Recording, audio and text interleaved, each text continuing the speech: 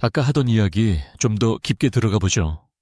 요즘 유튜브나 뉴스에서 그 로봇 보셨죠? 보스턴 다이내믹스의 아틀라스라고요.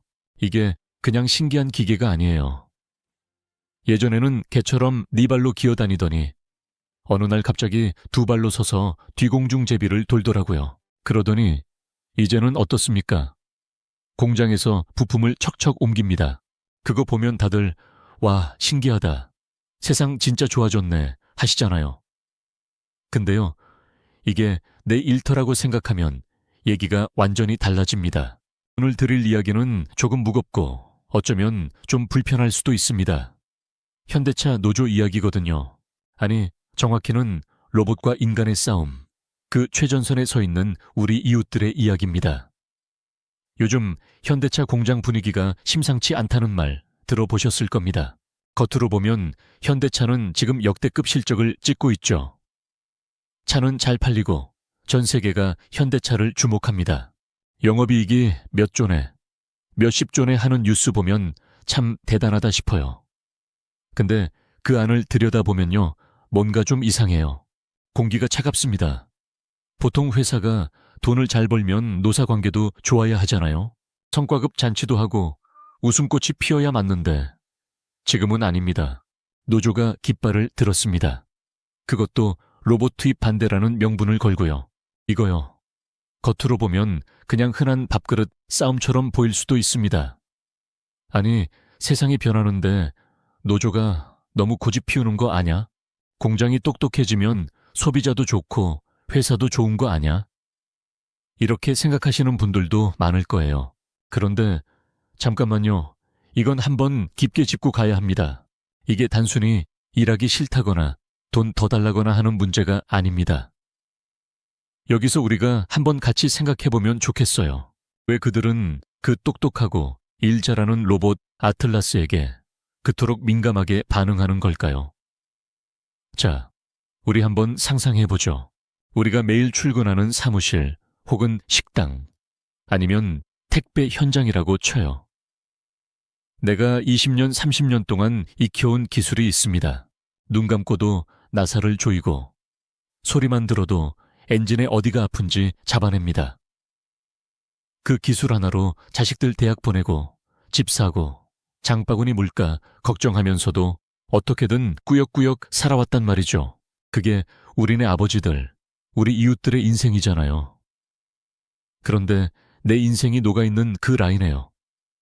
어느 날 갑자기 말도 안 통하고 지치지도 않는 로봇이 딱 서는 겁니다. 이게 숫자 하나로 설명될 문제는 아닙니다. 현실에서는요, 이게 그냥 공포입니다. 단순히 생산성이 몇 퍼센트 올라간다거나 하는 경제지표의 문제가 아니에요. 내가 설 자리가 사라진다는 생존의 문제입니다. 보통 사람들이 느끼는 이 감각. 이걸 이해 못하면 지금 현대차에서 일어나는 일을 그냥 집단 이기주의로만 치부하게 됩니다. 이상하죠? 회사는 점점 부자가 되는데 거기서 일하는 사람들은 점점 불안해집니다. 이 괴리감이 어디서 오는지. 자, 그럼 이걸 하나씩 보죠.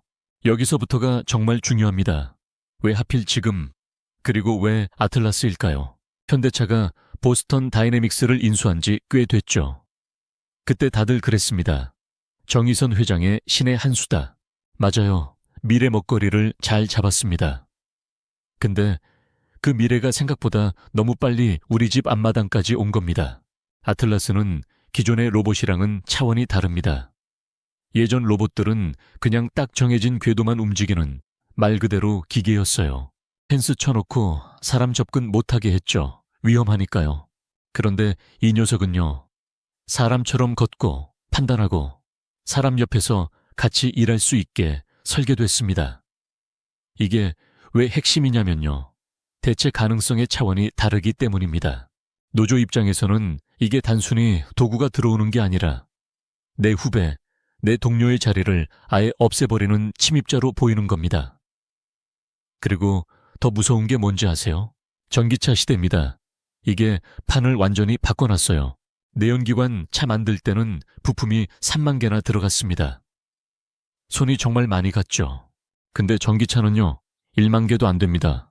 사람이 손으로 만져야 할 게 줄어드니까 로봇이 들어올 틈이 태평양처럼 넓어진 겁니다. 이 부분 그냥 넘기면 안 됩니다. 현대차 노조가 로봇단 1대도 투입 불가라고 외치는 건 어쩌면 댐이 터지기 직전에 손가락으로 구멍을 막고 있는 심정일지도 몰라요. 하나를 허용하면 그 다음은 10개, 그 다음은 100개가 들어올 걸 아니까요.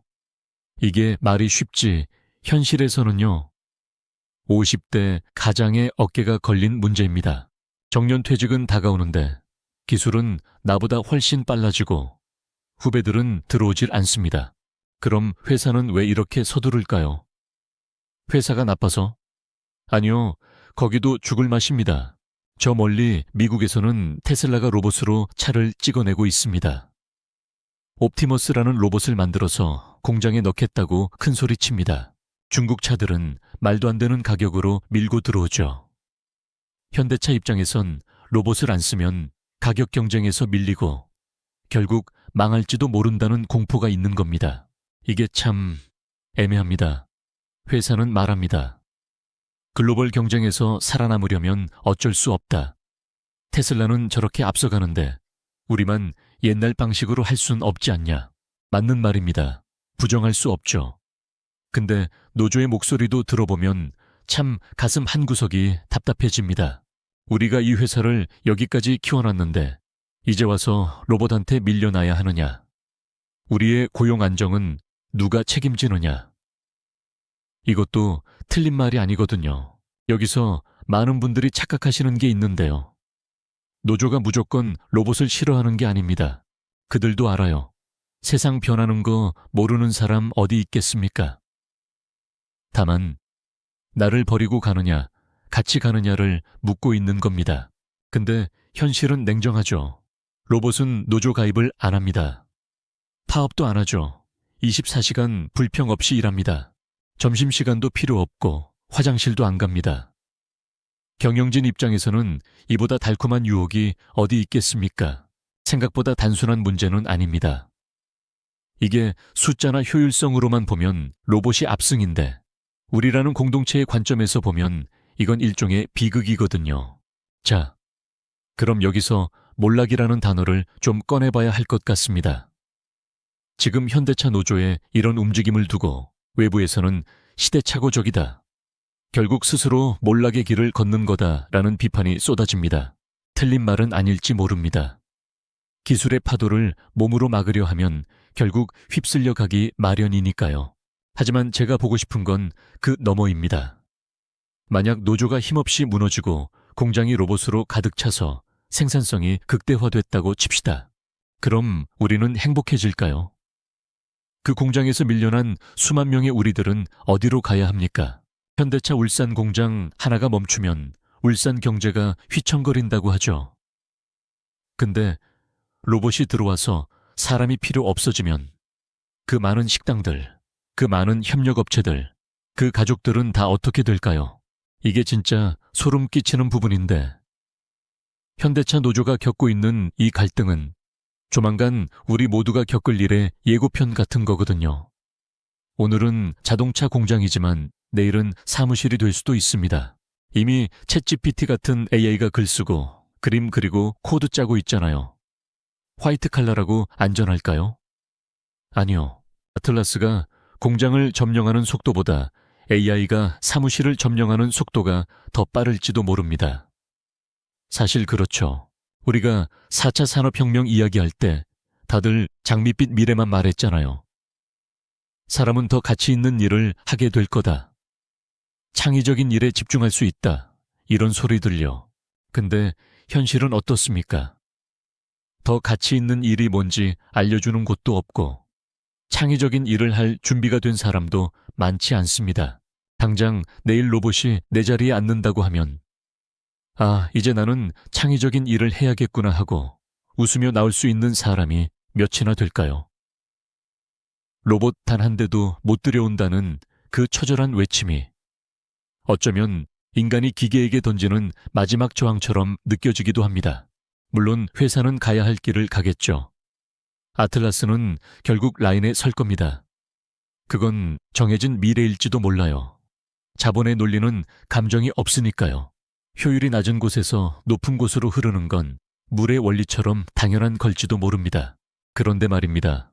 우리가 로봇 일대 투입하고 안 하고 싸우는 동안 정작 놓치고 있는 건 없는지 생각해 보게 됩니다.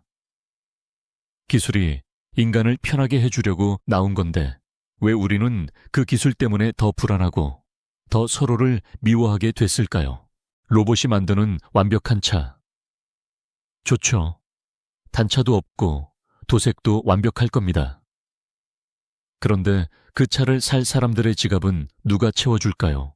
사람이 일자리를 잃고 소득이 없어지면 로봇이 만든 그 좋은 차는 쇼룸에만 서 있게 되지 않을까요? 결론을 내기는 참 힘들어요. 해답을 드릴 수도 없습니다. 저도 답답하거든요. 다만 오늘 이 이야기를 통해 우리가 한 번쯤은 생각해보면 좋겠습니다.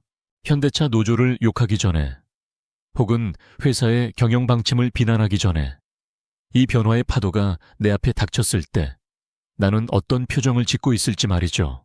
아틀라스의 뒤공중 제비가 더 이상 신기하게만 보이지 않는 이유가 바로 여기 있는 것 같습니다. 그 화려한 동작 뒤에 가려진 누군가의 한숨소리, 그리고 우리가 맞이해야 할 차가운 미래.